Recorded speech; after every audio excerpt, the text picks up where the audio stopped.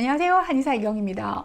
저도 때로는 치료자 입장에서 환자의 입장이 되는 경우가 있습니다. 병원 사정을 뻔히 아는데도 불구하고 여러 가지 불편감을 느끼게 되죠. 자, 3시간 대기 3분 진료 이런 말이 있죠.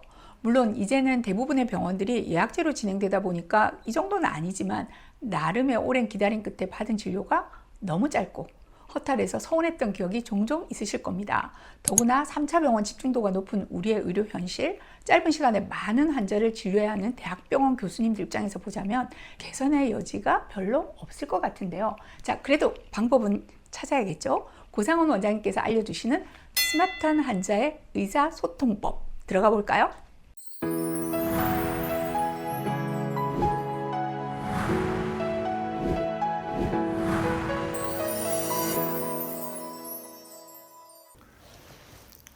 안녕하세요. CS 한방병원 고상훈입니다.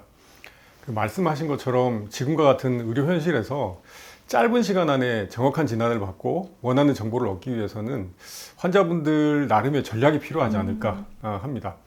특히 암 환자분들을 치료하다 보면 본병원 가서 주치의의 질문에 답만 하다가 정작 이제 궁금한 것은 하나도 물어보지 못했다고 하시는 분들이 많아요. 네. 의사 위주로 진행되는 진료 시간 동안 머릿속에 가득 찬 궁금증은 꺼내보지도 못하는 상황, 이해는 갑니다. 하지만 이제 환자분들 역시 치료의 방향을 결정하기 위해서는 적극적인 파트너가 되겠다는 인식의 전환이 필요하죠. 저는 생활교정이 중요한 대사증후군이나 비만을 주로 다루다 보니까 상담 시간이 꽤 긴 편이거든요. 자, 치료자 입장에서 보자면 반대로 제가 듣고 싶어하는 정보를 제대로 전달받지 못하는 애로사항들이 있어요. 자, 의사와 환자 쌍방이 만족스럽고 효율적인 진료를 하기 위한 가이드라인 오늘 한번 싹 정리해 주시죠. 우선 환자분들도 적극적으로 의사가 듣고 싶어하는 정보를 의사의 언어로 전달함으로써 그 정확하지만 빠른 진료를 할 수 있게끔 돕는 역할을 해주셔야 합니다. 그럼 본인에게 아주 큰 이익이 되는 거죠. 그러기 위해서는 우선 진료실에 들어가기 전부터 해야 할 말들을 정리를 해놓는 것이 좋은데요. 네. 보통 진료실에서 하고 싶은 말은 많은데 시간은 별로 없다 보니까 우선순위가 중요합니다. 네. 생명 또는 응급 상황과 관련된 것들이 최우선이겠죠. 출혈이 생겼다거나 또 전에 없던 통증이 발생했다거나 하는 중요한 증상들 말입니다. 다음으로는 치료 지속 여부와 관련된 것인데요. 약 부작용이나 치료 이후 지속되는 체력 저하에 관한 내용들입니다. 그리고 마지막으로는 생활 습관, 그러니까 식사, 운동, 보조제 등의 이제 기타 사항을 물어보시면 되는데요. 팁을 드리자면 종이에 이제 1번부터 3번까지 번호를 매기고 질문을 이제 미리 적어보는 것이 좋을 것 같습니다. 네, 원장님 말씀에 100% 공감하는 것이 이 1, 2, 3번이 마구 혼재돼서 물어보시는 경우들이 많아요. 자, 그렇게 되면은 대답하는 의사도 이게 집중도가 떨어질 수밖에 없습니다. 자, 그리고 원장님 진료실에서 화법도 좀 정리할 필요가 있어요. 꽤 많은 환자분들이 장황하게 스토리텔링을 하세요. 그러니까 예를 들면 제가 원래 좀 예민한 편인데 최근에 스트레스 받아서 그래서 그런지 요즘 몸이 무겁고 속도 안 좋고 근데 하필 친구랑 만나서 음식을 먹었는데 이런 식이거든요. 이런 대화를 제가 이렇게 따라가다 보면 긴 상담에 익숙한 저조차도 정작 놓치면 안 되는 포인트를 제대로 캐치하기가 힘들어요. 자, 밖에 대기 환자가 많다면 마음은 더 조급해지고 환자의 말을 끊게 되는 것 같아요. 네, 맞습니다. 이런 화법은 중요한 얘기들을 할 시간을 깎아먹을 뿐만 아니라 의사의 집중력마저 흐리게 됩니다. 본병원 교수님들이 이렇게 말씀하시는 경우 종종 겪어보셨을 겁니다. 그래서 제일 불편한 게 뭔가요? 네. 그래서 언제부터 그랬어요? 그래서 어떤 증상의 변화가 있죠? 이런 식이죠. 가장 힘든 건 명치 통증입니다. 어제 저녁부터 시작됐고 누우면 더 심해집니다. 이렇게 가장 불편한 증상을 결론부터 명확하게 전달하는 것이 좋습니다. 그리고 증상을 전달할 때는 느낌 대신 이제 데이터로 말하는 것도 중요한 포인트인데요.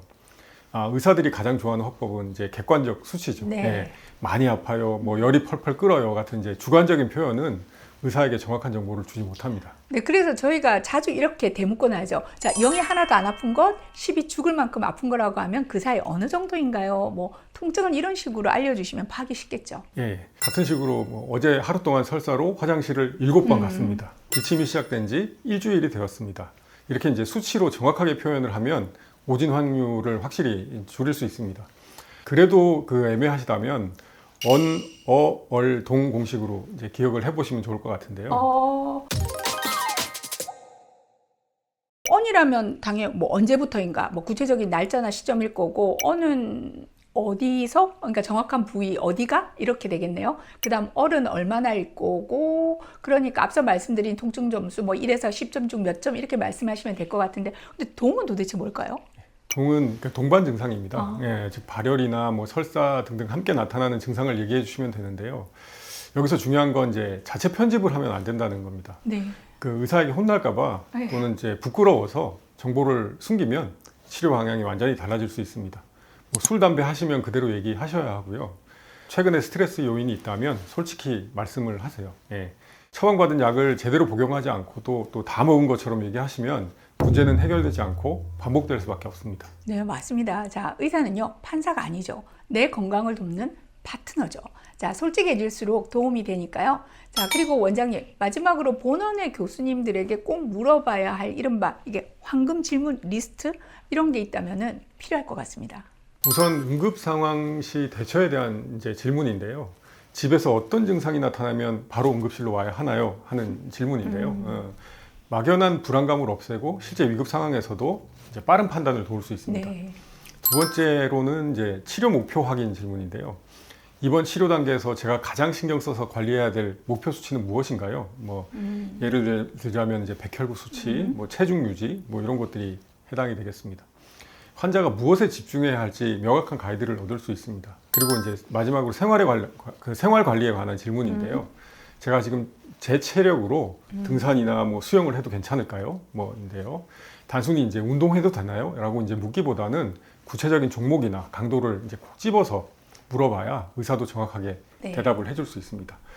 지금 보여드리는 스마트 진료 메모지를 활용해 보시면 도움이 될 거라고 생각이 됩니다. 네, 매우 구체적이고 실질적인 조언이 될 것 같습니다. 자, 이름 그대로 스마트한데요. 자, 오늘 내용은 큰 틀로 참고하시고 세부적인 사항은요, 역시 개인 상황별로 각자 변경해서 활용해 보시면 되겠죠.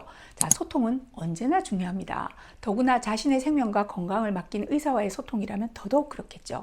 진료실 대화의 기술의 키포인트는 짧고 명확하게, 이거 꼭 기억해 주시고요. 자, 오늘 인사는 짧고 명료하게, 저희는 다음 이 시간에 돌아오겠습니다. 감사합니다.